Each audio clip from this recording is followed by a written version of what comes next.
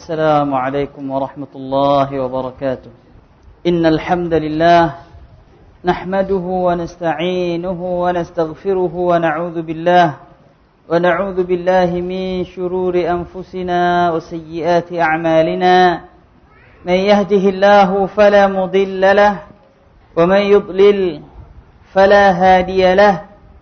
أشهد أن لا إله إلا الله وحده لا شريك له وأشهد أن محمدا عبده ورسوله لا نبي بعده. اللهم صل وسلم وبارك عليه وعلى آله وأصحابه ومن تبعهم بإحسان إلى يوم الدين. يا أيها الذين آمنوا اتقوا الله حق تقاته ولا تموتن إلا وأنتم مسلمون. يا أيها الناس اتقوا ربكم الذي خلقكم من نفس واحدة وخلق منها زوجها وبث منهما رجالا كثيرا ونساء. واتقوا الله الذي تساءلون به والأرحام إن الله كان عليكم رقيبا. يا أيها الذين آمنوا اتقوا الله وقولوا قولا سديدا يصلح لكم أعمالكم ويغفر لكم ذنوبكم ومن يطع الله ورسوله فقد فاز فوزا عظيما.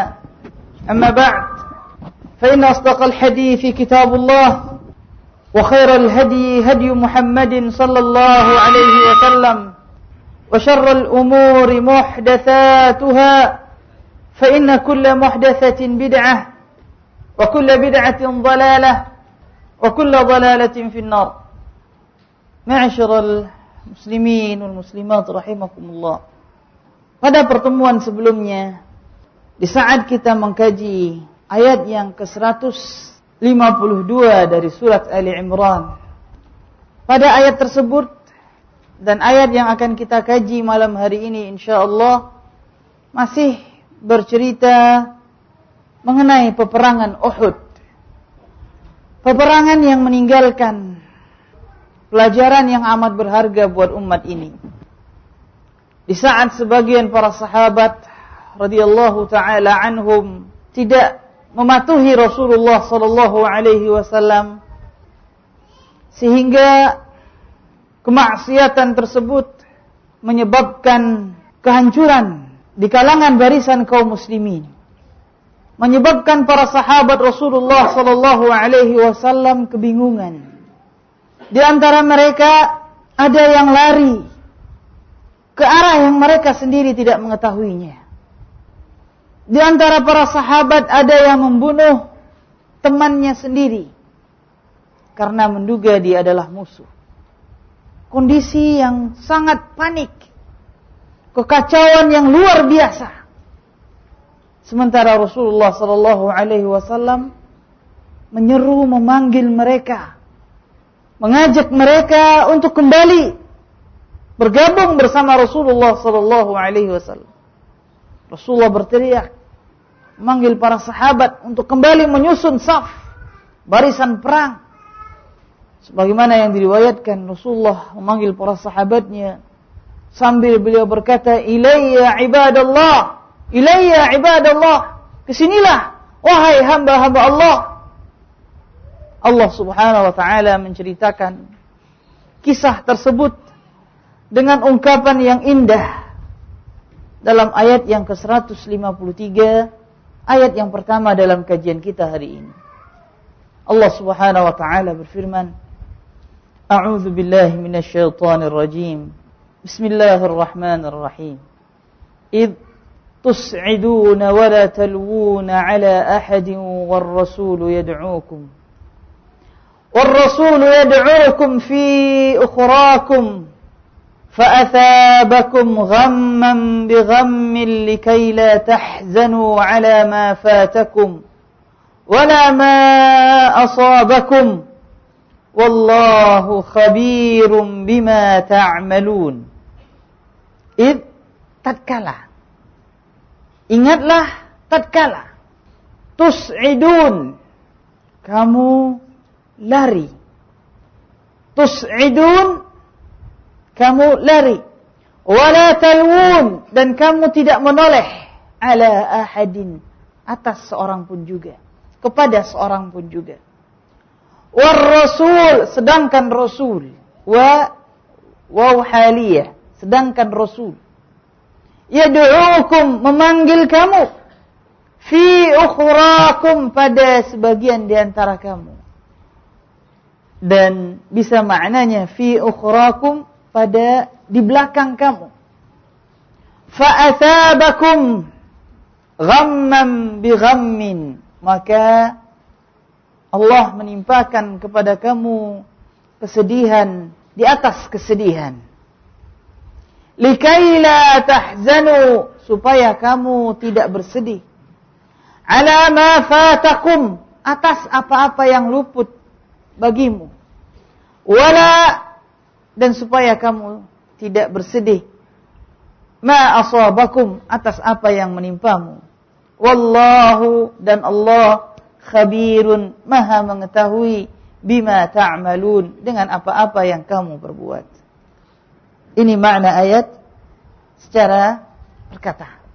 Adapun tafsir ayat secara perkata. Maknanya secara asal maknanya tatkala. Dalam terjemahan di sana apa? Ingatlah ketika. Di sini dalam keadaan mansub dengan amil yang mahdzuf. Ada kalimat yang dihilangkan di sana. Yaitu udhkur, ingatlah tatkala. Ingatlah tatkala tus'idun, kamu lari. Lihat, ma'asyiral muslimin, salah kita di dalam membaca Al-Quran berubah maknanya. Kalau kita membaca tus'idun, maknanya tatkala kamu lari. Apabila kita membaca tas'adun, taknya baris atas, ainnya baris atas, fathah, maka maknanya tatkala kamu naik. Kan beda antara lari dengan naik? Beda. Ingatlah tatkala kamu lari. Kocar-kacir, lari. Wala talwuna ala ahadin, wala talwun, dan kamu tidak menoleh. Ala ahadin, kepada seorang pun juga. War rasulu, sedangkan Rasul. Yad'uukum, memanggil kamu. Fi ukhrakum, pada sebagian di antara kamu. Maknanya ma'asyiral muslimin, sebagian para sahabat lari meninggalkan Rasul, dan Rasulullah cuma dilindungi oleh segelintir para sahabat. Cuma dilindungi oleh 9 orang para sahabat di tengah ribuan musuh. Sahabat yang lain mana? Ada yang lari, ada yang berada di ujung medan peperangan. Ini makna fi ukhrakum. Rasulullah memanggil kamu pada sebagian di antaramu. Makna yang kedua, war rasulu yad'uukum fi ukhrakum, sementara Rasul memanggil kamu tatkala beliau berada di belakangmu. Karena di saat kondisi tersebut Rasulullah berada di belakang pasukan kaum muslimin. Pasukan kaum muslimin di depan. Rasulullah paling belakang. Datang pasukan kafir di bawah pimpinan Khalid ibn Walid sebelum beliau masuk Islam, menyerang dari belakang. Apa yang terjadi? Rasulullah berada di tengah. Depan umat Islam, di tengah Rasul, yang awalnya beliau berada di posisi belakang, kemudian datang pasukan Khalid bin Walid memutar, menyerang dari belakang. Nah, di sini Rasulullah sallallahu alaihi wasallam beliau berada di antara dua pilihan. Berada di antara dua pilihan. Dan di sini Rasulullah memperlihatkan keberanian beliau yang luar biasa. Pada saat tersebut Rasulullah sallallahu alaihi wasallam hanya dilindungi oleh 9 orang. Setelah Allah tentunya. Beliau cuma dijaga oleh 9 orang. Rasulullah berada di antara dua pilihan. Pilihan pertama, menyelamatkan diri. Menyingkir dan menyelamatkan diri. Tapi korban, siapa yang korban? Sahabat. Sahabat yang berada di bagian depan pasukan. Karena pasukan Khalid bin Walid menyerang dari depan.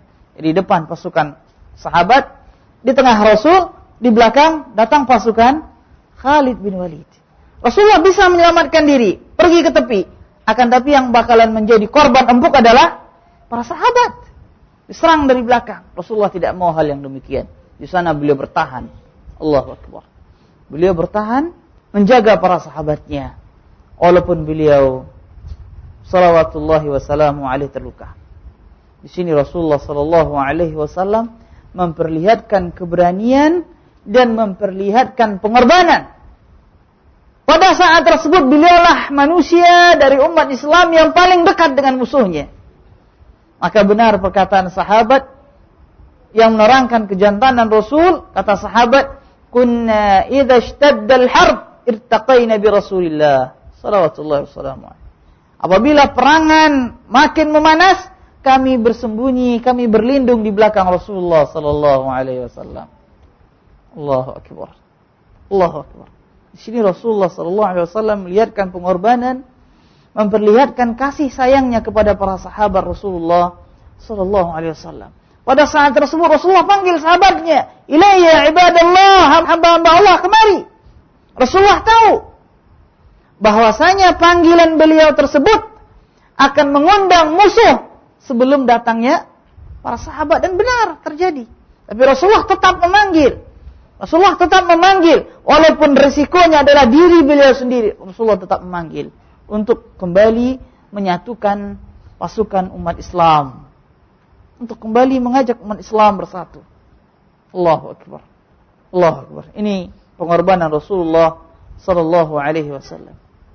Fa'athabakum ghamman bighammin, maka kamu ditimpa kesedihan di atas kesedihan. Apa makna kesedihan di atas kesedihan di sini? Maknanya para sahabat Rasulullah sallallahu alaihi wasallam di sana mengalami beberapa kesedihan. Nyesal para sahabat atas kejadian yang terjadi di dalam peperangan Uhud. Kesedihan yang pertama, para sahabat bersedih karena mereka tidak berhasil menang. Sebagaimana tanda-tanda kemenangan tersebut sudah kelihatan di awal-awal peperangan. Di awal-awal perang, pasukan kafir sudah terpukul mundur. Walaupun jumlah mereka lebih banyak, tapi sudah terpukul. Tapi akhirnya umat Islam malah terdesak. Kesedihan yang pertama. Kesedihan yang kedua, para sahabat bersedih karena gugurnya para pahlawan-pahlawan yang gagah berani.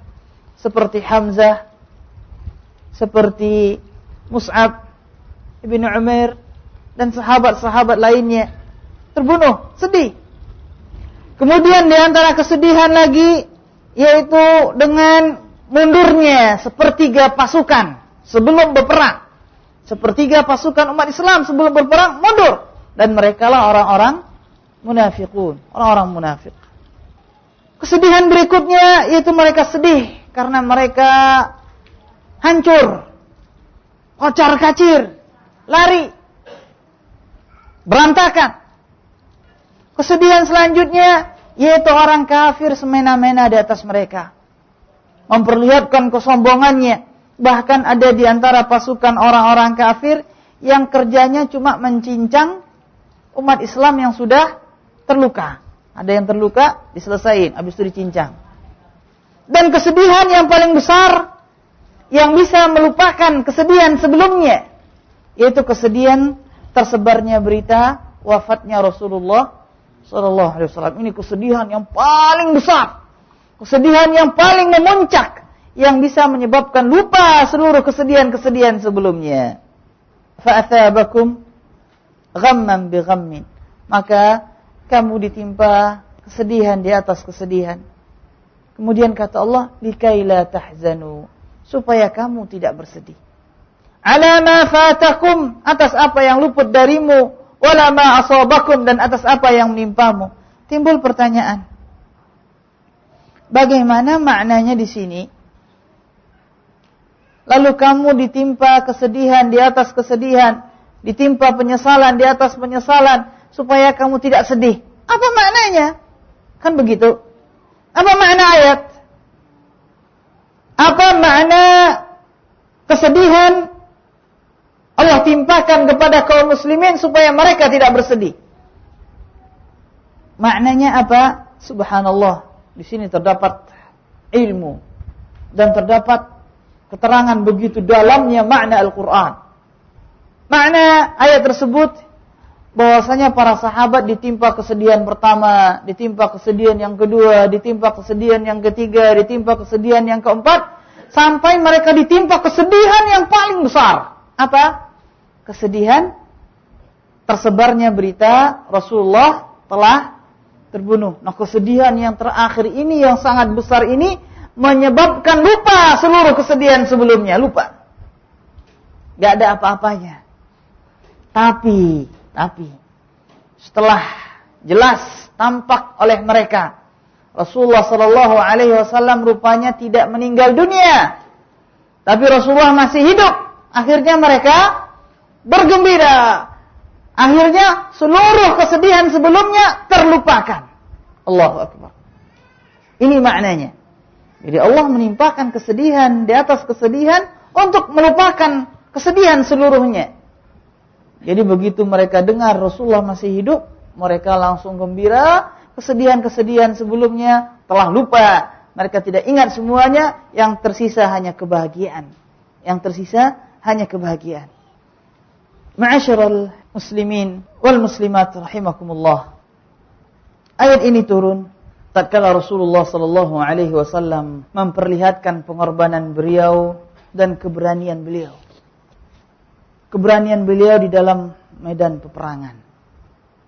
Beliau rela, beliau berani menghadapi lautan musuh orang-orang kafir, dan beliau tidak menyelamatkan diri beliau lari dari tempat tersebut demi melindungi sahabat-sahabat beliau yang lain. Pada saat tersebutlah Rasulullah sallallahu alaihi wasallam memanggil kembali para sahabatnya. Rasulullah sallallahu alaihi wasallam memanggil, walaupun teriakan Rasulullah sallallahu alaihi wasallam tersebut lebih duluan didengar oleh orang-orang kafir. Akhirnya orang-orang kafir malah tahu Rasulullah masih hidup. Mereka kembali menyusun kekuatan dan menyerang habis-habisan. Sementara sebagian para sahabat Rasul ada yang tidak dapat berita. Ada yang tidak dapat berita bahwasanya Rasulullah masih hidup. Ada sebagian para sahabat yang termakan berita yang menyedihkan tersebut. Sebagaimana diriwayatkan Anas bin Nadhr, tatkala sampai ke telinga beliau radhiyallahu taala an berita wafatnya Rasulullah sallallahu alaihi wasallam, beliau bangkit dan beliau menyeru dengan suara yang lantang. Kata beliau, "Ma tantadhirun?" Apa yang kalian tunggu? Wahai kaum muslimin, apa yang kalian tunggu? Para sahabat menjawab, "Qutila Rasulullah." Rasulullah telah terbunuh. Kemudian kata Anas, "Ma tasna'una bil hayati ba'da?" Apa yang kalian perbuat dengan kehidupan setelahnya? Allahu Akbar. Seolah-olah beliau mengatakan, sungguh tidak ada lagi kenikmatan dalam kehidupan setelah wafatnya Rasulullah sallallahu alaihi wasallam. Allahu Akbar. Qumu famutu ala ma mata alaihi Rasulullah sallallahu alaihi wasallam. Bangkitlah kalian dan matilah semua sebagaimana Rasulullah sallallahu alaihi wasallam telah meninggal. Kemudian beliau berdoa, mengangkat tangannya kepada Allah. Beliau berdoa, beliau mengatakan, Allahumma inni a'tadiru ilaik mimma sana'a haula wa abra'u ilaika mimma sana'a haula. Ya Allah, saya memohon ampun kepadamu dari apa yang diperbuat oleh mereka, itu kaum muslimin. Dan saya berlepas diri kepadamu ya Allah dari apa yang diperbuat oleh orang-orang musyrikin. Kemudian dengan gagah berani beliau maju membelah pasukan musuh. Di tengah jalan beliau bertemu dengan sahabat yang bernama Sa'ad bin Mu'adz. Sa'ad bin Mu'adz radhiyallahu ta'ala an bertanya, "Aina ya Aba Umar?" Kemana engkau wahai Abu Umar? Hendak kemana? Beliau menjawab, Wahan lirihil jannah ya Sa'ad, inni ajiduhu duna Uhud. Aduhai Sa'ad, sungguh saya mencium bau surga di bawah kaki gunung Uhud. Allahu Akbar. Dan ini adalah karamah. Karamah. Beliau benar-benar mencium bau surga keluar dari kaki gunung Uhud. Lalu beliau berjuang, beliau berjihad, memerangi musuhnya sampai beliau gugur radhiyallahu taala an. Dan di dalam jasad beliau terdapat 80 luka lebih antara tusukan panah, tusukan tombak dan tebasan pedang, sampai jenazah beliau tidak dikenal. Tidak ada yang mengenal jenazah beliau karena sudah tidak berbentuk lagi. Dan yang mengenal jenazah beliau adalah saudarinya. Saudarinya tahu dari jarinya. Allahu Akbar. Kita tidak bisa membayangkan orang tidak bisa dikenal kecuali luka yang sangat banyak sekali. Ini sahabat yang mulia. Thabit ibn Dahdah radhiyallahu taala an. Beliau panggil kaumnya, kaum Ansar. Beliau menyeru membangkitkan semangat kaum Ansar. Ya ma'syaral Ansar. Wahai ma'syaral Ansar. In kana Muhammadun qad qutil. Fa inna allaha hayyun la yamut. Faqatilu ala dinikum. Fa inna allaha mudhaffirukum wa nasirukum. Wahai kaum Ansar. Jika seandainya benar Rasulullah telah terbunuh. Maka sungguhnya Allah hidup dan tidak akan mati. Maka berperanglah membela agamamu. Sungguhnya Allah akan menurunkan kemenangan dan pertolongan kepadamu. Kemudian dia bangkit dan menyerang pasukan Khalid bin Walid yang berkuda. Sehingga akhirnya beliau pun terbunuh di dalam jihad fi sabilillah. Ma'asyiral muslimin, dan sangat banyak sekali bagaimana para sahabat Rasulullah sallallahu alaihi wasallam bangkit di saat mendengar wafatnya Rasulullah sallallahu alaihi wasallam. Di antara mereka ada yang merasakan kehampaan, tidak ada lagi nilai, tidak ada lagi manisnya hidup di saat mereka mendengar Rasulullah sallallahu alaihi wasallam telah gugur jalan Allah. Ini kecintaan yang luar biasa yang Allah terbitkan di dalam dada mereka.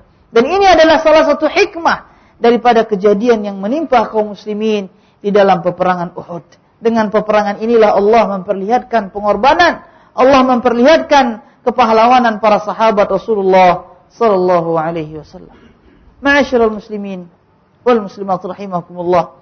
Dalam ayat ini kita mengambil beberapa faedah ilmiah, beberapa intisari pelajaran, bahwasanya seluruh yang menimpa seorang hamba yang beriman adalah yang terbaik buat dirinya. Seluruh yang menimpa hamba yang beriman. Ingat ini. Syaratnya hamba yang beriman. Seluruh apapun yang menimpa mereka, itulah yang terbaik buat mereka.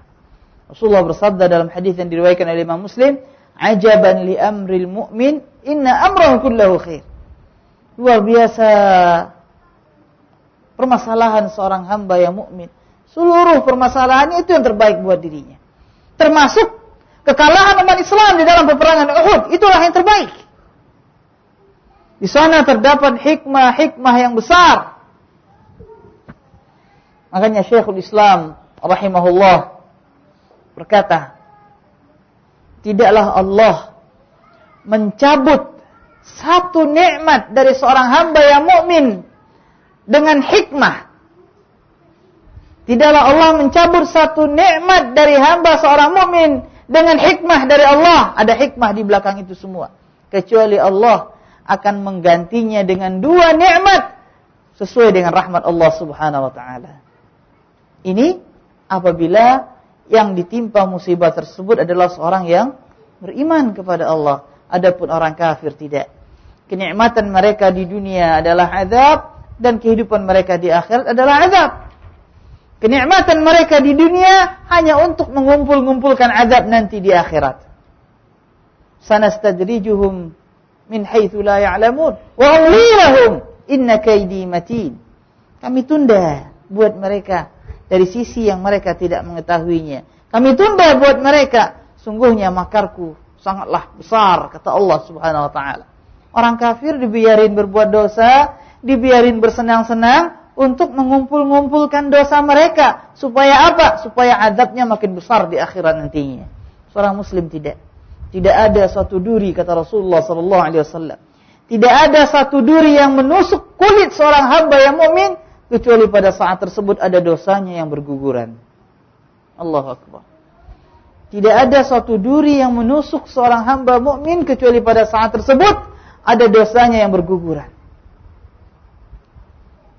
Guguran. Di saat ada orang yang menyakitinya, gugur dosanya. Di saat ada orang yang menghibahnya, gugur dosanya. Subhanallah. Subhanallah. Inilah seorang mukmin apabila dia benar-benar beriman kepada Allah Subhanahu wa taala. Faedah yang kedua, sungguhnya di antara hikmah musibah dalam peperangan Uhud, yaitu Allah memperlihatkan kepahlawanan para sahabat Rasulullah sallallahu alaihi wasallam. Memperlihatkan ketulusan cinta mereka. Dengan peperangan ini Allah perlihatkan ketulusan cinta para sahabat. Karena kalau seandainya kejadian-kejadian seperti ini tidak terjadi, maka kita tidak tahu bagaimana batas cinta para sahabat kepada nabinya. Dengan peperangan inilah kita bisa melihat cintanya sahabat yang mulia Abu Talhah radhiyallahu taala an. Dalam peperangan inilah kita bisa melihat cintanya sahabat radhiyallahu taala an yang bernama Abu Talhah yang mendirikan dada beliau sebagai tameng buat dada Rasulullah sallallahu alaihi wasallam. Seolah-olah beliau berkata, "Ini dadaku.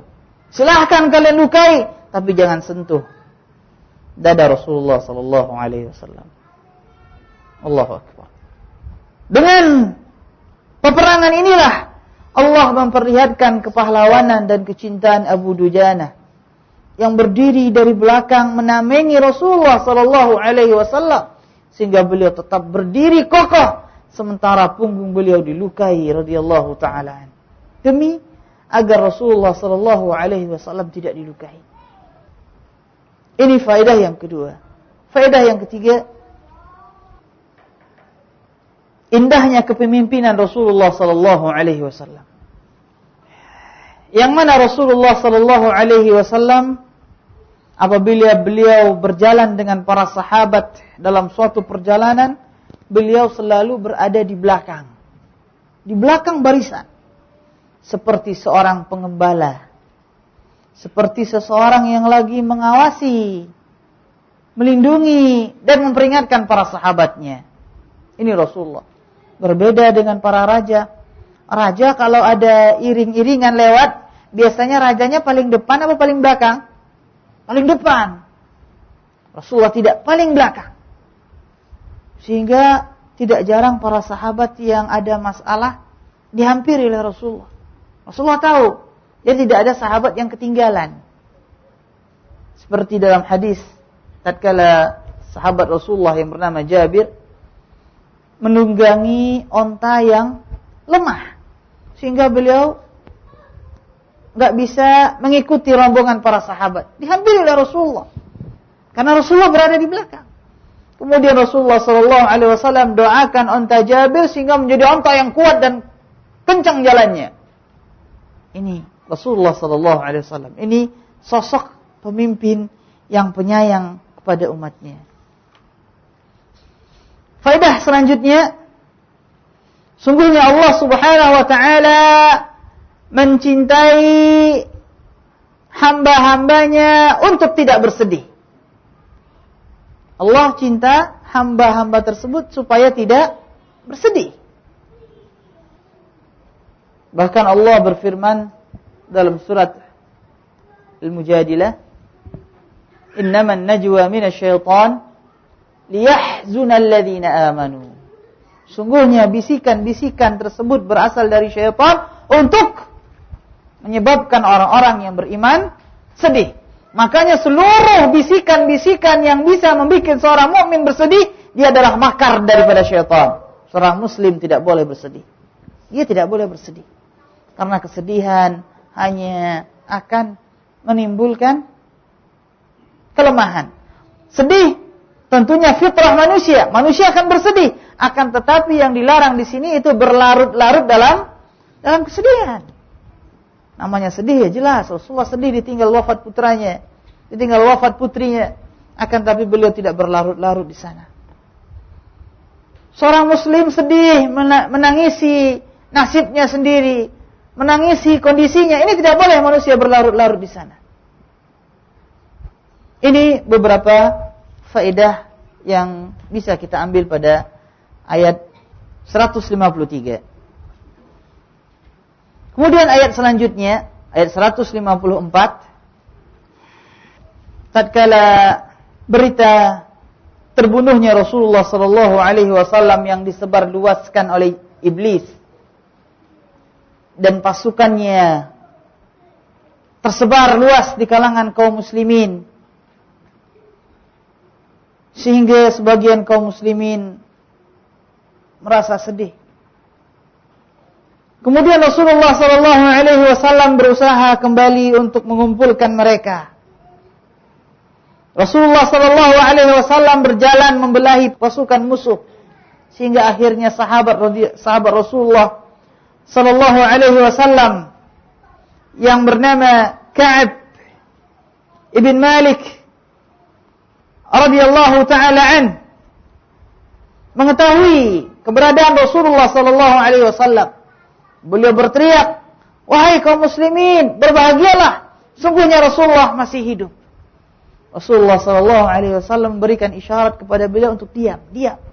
Akan tetapi sudah terlambat.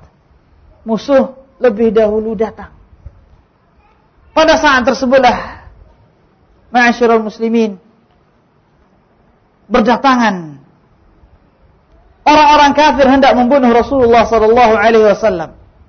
Seseorang kafir yang bernama Utsman bin Abdullah ibn al-Mughirah, salah seorang penunggang kuda kaum musyrikin, datang menemui Rasulullah sallallahu alaihi wasallam, sengaja mengincar Rasul sambil beliau mengatakan perkataan la najautu in naja. Saya tidak akan selamat jika dia selamat. Ini perkataan dalam bahasa Arab, maknanya dalam. Kalau enggak saya mati, dia yang mati. Itu dalam bahasa kitanya. La najautu in naja.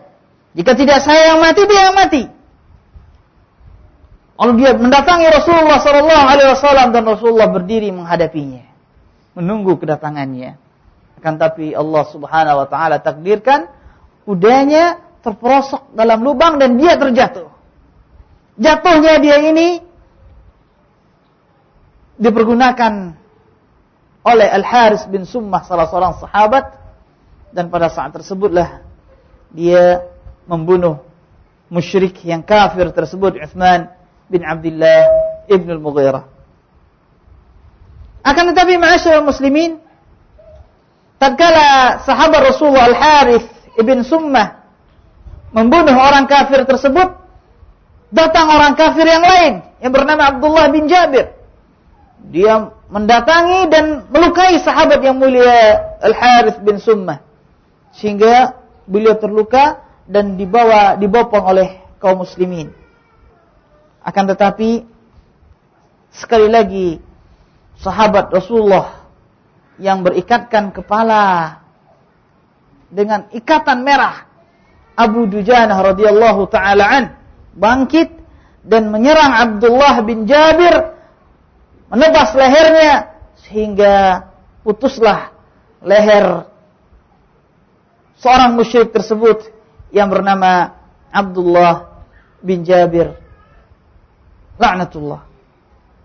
Pada saat-saat demikianlah ma'asyiral muslimin, di saat yang sangat genting, Allah menurunkan pertolongan. Pertolongan yang Allah turunkan pada saat tersebut itu rasa ngantuk. Allahu Akbar. Ngantuk. Sehingga para sahabat merasakan ngantuk yang luar biasa, sehingga pedang mereka jatuh beberapa kali. Allahu Akbar. Dan ngantuk ini adalah rahmat dari Allah Subhanahu wa taala.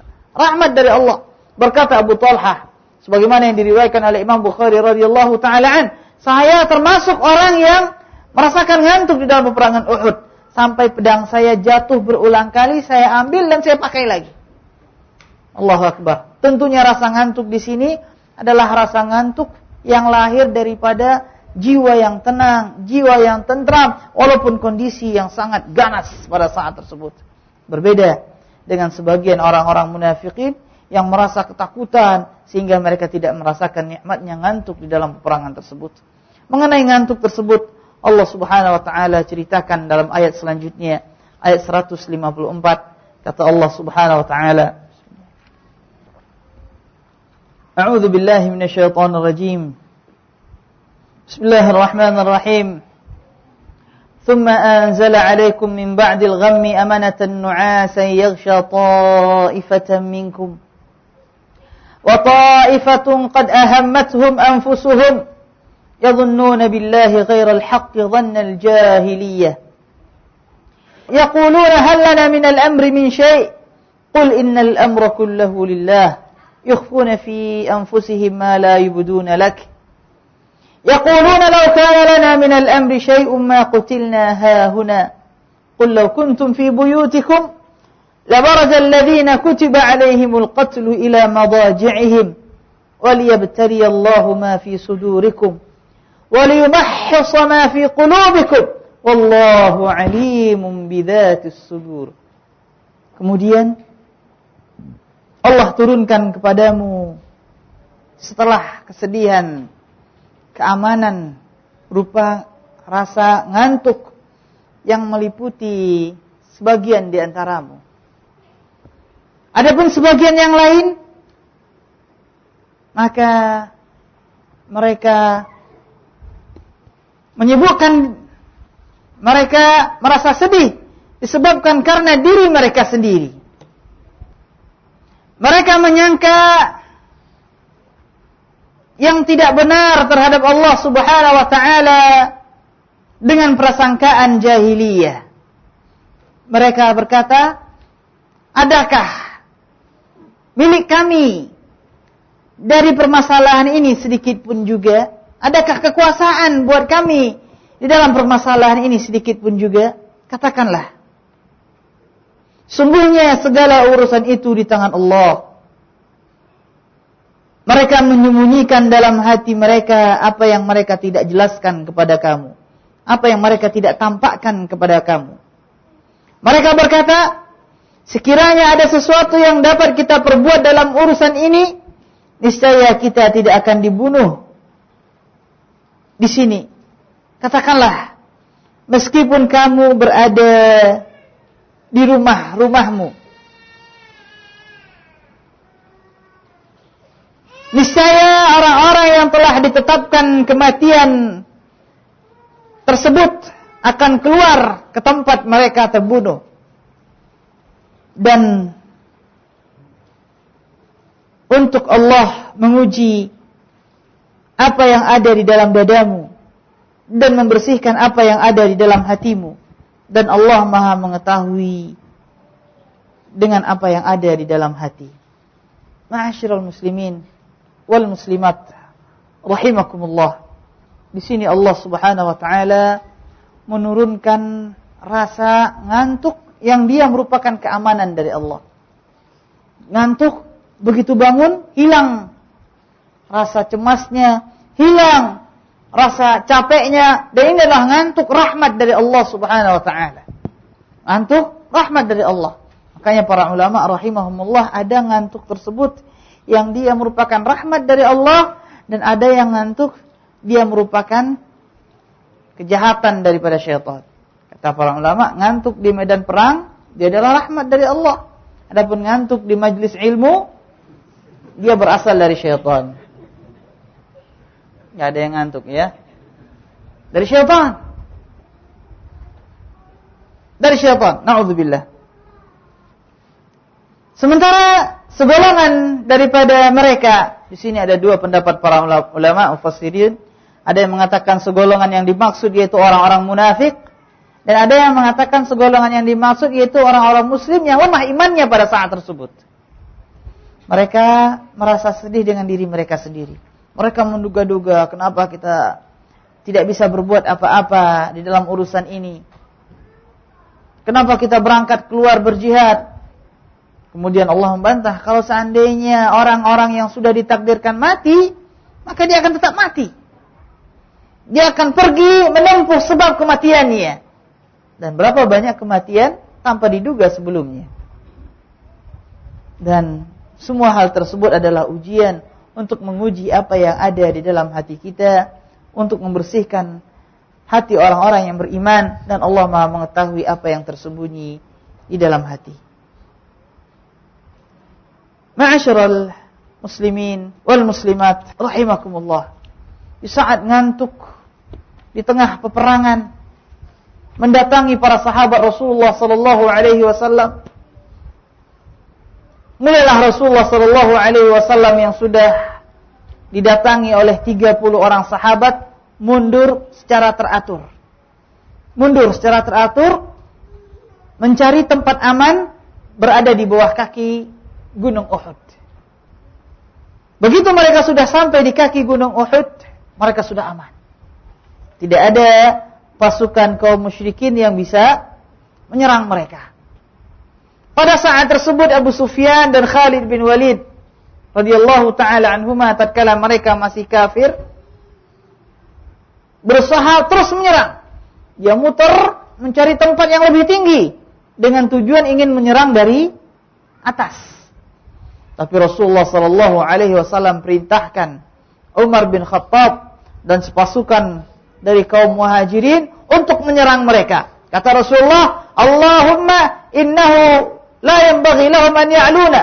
Ya Allah, sungguhnya tidak pantas bagi mereka untuk berada di atas kami. Lalu Umar berangkat dan menyerang mereka. Akhirnya mereka kabur, turun ke bawah. Kemudian mereka terus naik. Dari arah yang lain naik lagi sekumpulan daripada orang-orang musyrikin. Rasulullah SAW panggil Sa'ad bin Abi Waqqas, juru panah Rasulullah SAW. Juru panah Rasulullah SAW, seorang sahabat yang memiliki keahlian memanah, yang panahnya selalu tepat pada sasarannya, sebagaimana doanya juga tepat pada sasarannya. Kata Rasulullah kepada Sa'ad, "Ya Sa'ad, turunkan mereka." Kata Sa'ad, "Ya Rasulullah, saya sendirian. Gimana?" Kata Rasulullah, "Turunkan mereka." Kata Sa'ad, "Saya sendirian ya Rasulullah, bagaimana mungkin? Mereka banyak." Rasulullah untuk yang ketiga kalinya mengatakan, "Turunkan mereka."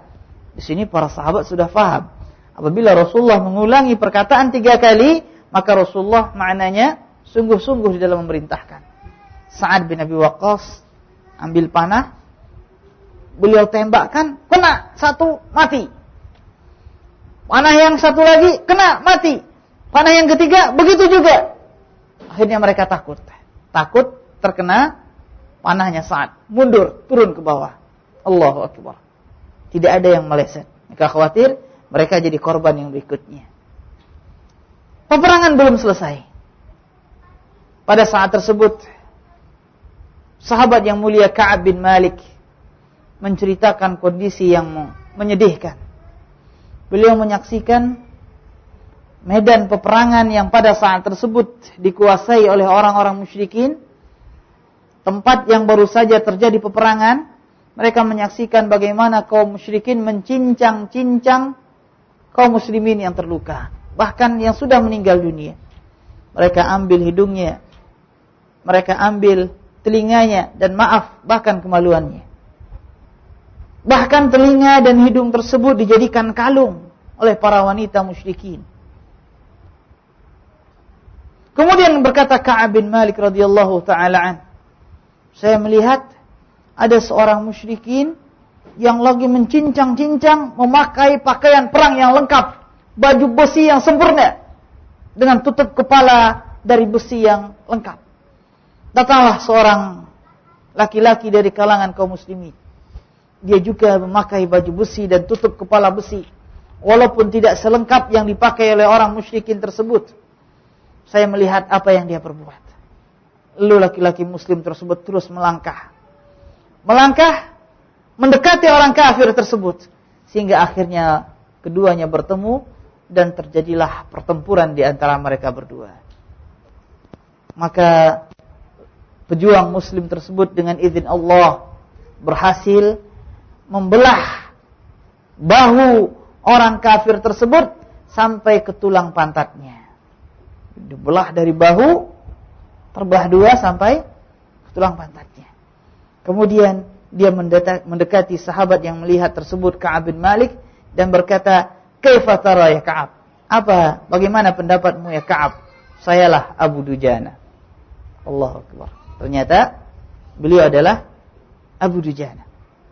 Para wanita pun tidak turut diam. Aisyah radhiyallahu taala istri Rasulullah, Ummu Sulaim, mereka turun ke medan pertempuran, memberikan minum kepada para sahabat Rasulullah sallallahu alaihi wasallam yang terluka. Ummu Aiman, sahabat yang terkenal berani, sahabat wanita, tatkala melihat sebagian kaum muslimin kocar-kacir, beliau ambil pasir dan beliau tebarkan di wajah-wajah kaum muslimin yang lari. Dan beliau minta pedangnya. Setelah dia merampas pedangnya, dia tampil ke depan membela Rasulullah sallallahu alaihi wasallam. Beliau tampil, kemudian beliau memberikan minum kepada para sahabat yang luka. Akan tetapi di saat beliau memberikan minum tersebut, datanglah seorang kafir yang musyrik yang bernama Hibban Ibnul Arafah memanahnya, sehingga sahabat wanita ini pun terjatuh dan tersingkaplah auratnya. Rasulullah sallallahu alaihi wasallam sedih melihat kejadian ini. Sekali lagi beliau panggil Sa'ad bin Abi Waqqas. Beliau berikan panah yang tidak memiliki busurnya, yang tidak memiliki pangkalnya. Dipanah sekali lagi oleh Sa'ad bin Abi Waqqas dan menembus leher musyrik yang bernama Hibban ibn Arafah tersebut. Dan Rasulullah pun tersenyum sampai kelihatan gigi beliau salawatullahi wassalamu alaihi. Setelah kondisi mulai menenang, tatkala kaum musyrikin tidak bisa mendekat kepada kaum muslimin, Rasulullah sallallahu alaihi wasallam didatangi oleh putrinya Fatimah. Fatimah datang bersama suaminya Ali bin Abi Thalib radhiyallahu taala anhuma. Ali menuangkan air dan Fatimah membersihkan darah di wajah Rasulullah sallallahu alaihi wasallam. Tapi ternyata darah tersebut tidak kunjung berhenti. Akhirnya Fatimah mengambil tikar, lalu beliau bakar dan beliau tempelkan di tempat-tempat yang terluka, maka darah pun mulai berhenti dari tubuh Rasulullah sallallahu alaihi wasallam. Pada saat tersebut, di satu sisi yang lain tampillah Abu Sufyan menaiki salah satu gunung yang tinggi. Beliau berteriak dengan suara yang lantang, "Afikum Muhammad?" Apakah di antara kalian masih ada orang yang bernama Muhammad? Beliau bertanya, yang namanya Muhammad masih hidup atau tidak? Subhanallah, di saat beliau masih kufur, beliau tidak menyebut nama Rasulullah. Kata Rasulullah, jangan jawab. Yang kedua, dia bertanya, "Afikum Ibnu Abi Quhafah?" Apakah Ibnu Abi Quhafah masih ada? Ibnu Abi Quhafah ini itu Abu Bakar. Kata Rasulullah, jangan jawab. Kemudian yang ketiga, apakah masih hidup yang bernama Umar? Sahabat juga tidak menjawab. Kemudian kata Abu Sufyan, "Amma haula faqad kafaitumuhum." Berarti mereka sudah kalah, sudah cukup. Mendengar perkataan tersebut, Umar bin Khattab enggak bisa nahan kesabarannya. Beliau tidak sabar. Beliau menjawab walaupun Rasulullah tidak merintahkan. Beliau berkata, "Ya adu Allah, innal ladzina dzakartumuhum ahya. Innal ladzina dzakartahum ahya. Wa qad abqallahu ma yasu'uk." Wahai musuh Allah, sungguhnya orang-orang yang kau sebut tersebut masih hidup. Allah senantiasa menyisakan mereka untuk menyakiti kamu. Kemudian mereka terus melanjutkan pembicaraan tersebut sebagaimana yang tertera di dalam hadis Rasulullah dan dalam kitab-kitab sejarah. Kemudian ma'asyiral muslimin, mulailah Rasulullah sallallahu alaihi wasallam ditinggal oleh orang-orang musyrikin. Mereka pergi. Di saat mereka pergi, Rasulullah mengutus Ali bin Abi Thalib, lihat, mereka benar pergi pulang ke Mekah atau mereka hendak pergi ke kota Madinah, karena peperangan Uhud di luar kota Madinah. Lihat, mereka kemana? Kalau seandainya mereka menunggangi onta dan membiarkan kuda, maka berarti mereka pulang ke Mekah. Karena onta adalah kendaraan jarak jauh. Tapi kalau seandainya mereka menaiki kuda dan membiarkan onta, berarti mereka akan menyerang kota Madinah. Kalau seandainya mereka menyerang kota Madinah, kata Rasulullah SAW, maka saya akan menghadapi mereka. Tatkala Ali bin Abi Thalib mengejar pasukan musyrikin sampai di daerah Hamra'ul Asad. Hamra'ul Asad bagi yang bapak-bapak sudah pernah naik haji, yaitu setelah beberapa menit setelah seseorang berangkat dari Bir Ali atau Dzul Hulaifah. Sampai di sana. Ternyata mereka tidak jadi menyerang kota Madinah dan mereka pergi ke kampungnya Mekah. Pada saat tersebut Rasulullah SAW dan para sahabat mulai mengurusi jenazah-jenazah dan kaum muslimin yang terluka. Rasulullah SAW panggil salah seorang sahabat yang bernama Zaid bin Thabit.